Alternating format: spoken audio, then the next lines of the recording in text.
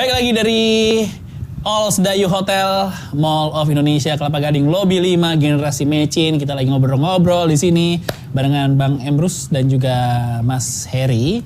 Dan saya juga mengingatkan untuk pemirsa yang mau halal lebih halal, di sini ada halal lebih halal package 155.000 net all in, bisa makan sepuasnya di sini ya. Kita udah kenyang makan-makan, sekarang lagi mau ngebayangin kira-kira bentuk pemerintahannya Pak Jokowi. Ini belum ketok palu ya. Masih gugatan ya untuk sementara ya. Kalau memang Pak Jokowi maju lagi dengan kabinetnya, apakah ada yang perlu diganti atau dilanjutkan? Dari sisi menteri, dari yang politis dulu deh, jabatan politis, kira-kira jabatan-jabatan seperti Pak Luhut sama Pak Wiranto tuh terganti nggak Pak? Kembali kepada saat prerogatif presiden ya. Iya. Tetapi kalau kita berikan suatu analisis, saya pikir ada suatu pandangan di ruang publik bahwa kabinet yang sekarang sejatinya dari jaken kabinet atau kabinet ahli gitu ya. Tetapi akan pertanyaan lagi, apakah ahli itu, bukankah ada ahli itu dari para partai politik gitu ya. Sekarang ini setelah kita reformasi, memang di partai politik itu sudah banyak ahli, pakar-pakar hukum ada di sana, pakar-pakar ekonomi, doktor-doktor semua di bidang itu ada kok di setiap partai. Dan pengusaha-pengusaha besar juga ada di partai politik. Nah, oleh karena itu, kalau dari sudut itu memang bahwa partai-partai tersebut, kader-kader mereka bisa saja duduk di situ di jaken kabinet atau katakan di kabinet ahli tersebut. Tetapi mungkinkah juga ahli non kabinet, non partai begitu ya? Saya kira itu harus juga dipertimbangkan, khusus kepada misalnya jabatan-jabatan tertentu. Kalau boleh tidak orang partai, sekalipun sama-sama ahli. Misalnya Jaksa Agung. Ini jadi perdebatan nih Jaksa Agung. Jaksa Agung sebaiknya adalah di luar dari partai, memang ahli di bidang hukum, gitu ya. Tetapi jangan orang partai. Kenapa? Karena kita lihat fakta menunjukkan bahwa ada nggak orang partai yang terlibat kasus-kasus hukum misalnya. Ada. Nah, bagaimana proses di kejaksaan kalau dia orang partai? Betul. Nah, oleh karena itu kita harapkan Joko Widodo yang boleh jadi periode ke depan tidak ada begitu beban berat lagi. Saya kira ditempatkanlah Jaksa Agungnya yang profesional, yang tidak punya utang politik terhadap partai politik. Ya, diambil saja dari universitas-universitas, misalnya dari UGM, dari UI, dari UNPAD, dari universitas ternama di Indonesia gitu ya. Berikutnya adalah saya kira tim ekonomi. Semua kabinet ekonomi harusnya non partai, supaya mereka bisa bekerja atas dasar kalkulasi-kalkulasi ekonomi. Misalnya katakanlah Menteri Keuangan, Menteri Perindustrian, Menteri katakanlah PUPR. Nah, Menteri BUMN juga sejatinya menurut pandangan saya orang profesional di sana, tidak sama sekali orang partai. Supaya memang bisa mengelola BUMN kita ini secara prinsip-prinsip ekonomi. Tidak lagi perhitungan misalnya katakanlah di kabinet itu ada duduk di sana komisaris-komisaris karena memang ada di partai politik. Tapi ada beberapa partai yang juga memang para ahli bisa dari partai politik. Misalnya apa? Kementerian Dalam Negeri. Ya. Misalnya Menko Polhukam misalnya. Agama. Nah, kalau menurut saya sih, kalau menurut pandangan saya, Menteri Agama itu non partai lah.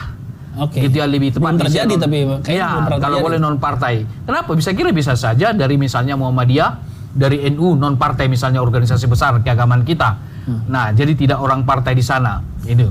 Nah, oleh karena itulah saya kira Pak Joko Widodo harus bisa men-split yang mana kabinet yang bersumber dari partai tetapi juga ahli-ahli juga.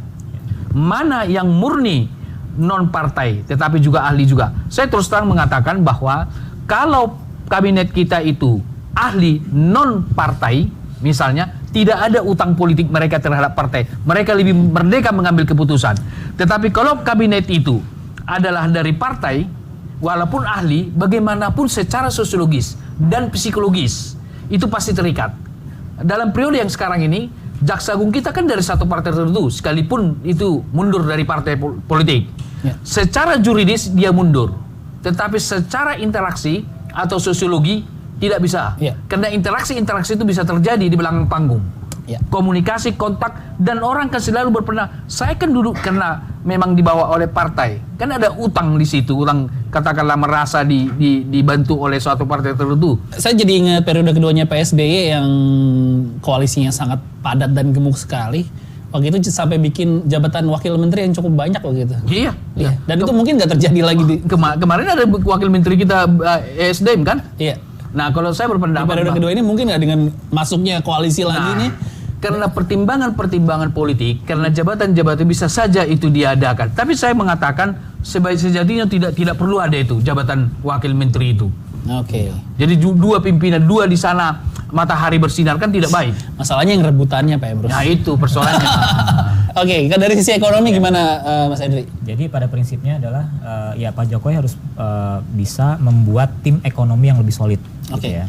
Saya sependapat tim ekonomi, katakanlah kabinet di bidang ekonomi berasal dari kalangan profesional, gitu ya, sehingga mereka tidak punya beban politik, tidak punya utang politik, sehingga serius bekerja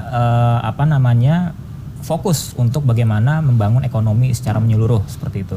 Kemudian yang lebih penting lagi adalah bagaimana ke depan ya yang namanya ego sektoral itu bisa dikurangi.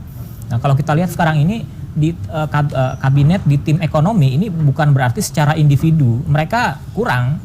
Secara individu mereka sangat-sangat sangat-sangat mampu ya, sangat memiliki kapabilitas yang tinggi. Semuanya lulusan luar negeri ya, semuanya doktor, bahkan ada profesor.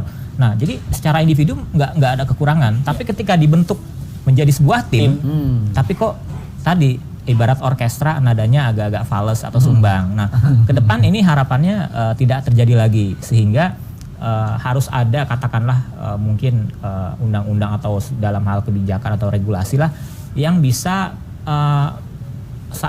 membentuk atau katakanlah ya mengurangi ego sektoral itu. Oke. Kalau menurut Mas Henry nama-nama yang perlu lanjut di kabinet mungkin Ibu Sri Mulyani?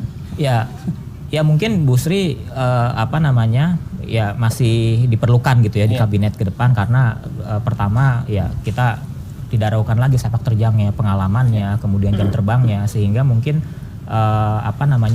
tetap berada di tim ekonomi. Tapi bisa saja ya. dia naik kelas Bang. Ya, bisa jadi jadi Menko. Betul, Menko. bisa jadi menggantikan Pak Darmin jadi Menko, karena telah melihat peta ekonomi Indonesia dunia ke depan seperti apa, dan rasanya ya kalau nggak Menteri Keuangan ya Menko gitu ya. Kalau kemudian juga kementerian yang lainnya seperti perindustrian ini yang menurut saya sangat vital, karena Indonesia ini katanya ingin menjadi negara industri, tapi saya lihat industrinya ini kurang diperhatikan gitu. Nah, sehingga perlu ada ya dukungan atau keberpihakan terhadap sektor industri, terhadap perindustrian. Kalau dari pilihan Menteri Millennials yang dari kemarin-kemarin diomongin, bahkan kayaknya udah bikin GR beberapa orang dari PSI, Pak. Gimana, Pak? Udah diperlukan belum sih menteri dari kalangan milenials atau kayaknya belum waktunya? Saya kira zaman sekarang tidak ada lagi persoalan umur, gitu ya. Artinya bahwa tua muda, bahkan saya terus terang lebih mendukung sekalipun usia saya sudah pada kategori yang menengah ke tua gitu ya. Saya justru mendorong anak-anak muda untuk duduk di kabinet tersebut. Kenapa? Mereka itu lebih berpikir lebih objektif, lebih kreatif. Bukankah ke depan ini pemimpin-pemimpin yang kreatif yang bisa membawa bangsa Indonesia lebih besar lagi? Misalnya kita ambil contoh, bukankah suatu negara berkembang karena ekonomi kreatif? China saya pikir karena ekonomi kreatif juga mereka begitu berkembang. Jadi oleh karena itu sangat saatnya saya pikir Pak Joko Widodo memposisikan kabinet dia adalah dari kaum milenial. Milenial itu kan sekitar 40 tahun ke bawah gitu ya. Jadi dengan demikian di usia 30 sampai 40 saya kira sudah cukup matang.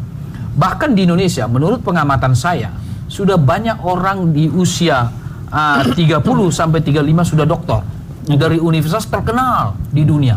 Nah, apakah itu tidak perlu diambil? Saya kira sangat perlu untuk duduk di kabinet tersebut. Tetapi tentu bagaimanapun Joko Widodo harus juga mengkombinasikan kabinetnya dari kekuatan politik dari partai pengusung.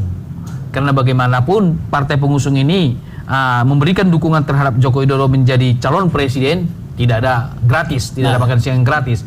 Kita bakal balik lagi habis ini. Jangan kemana-mana, tetap di Generasi Mecin.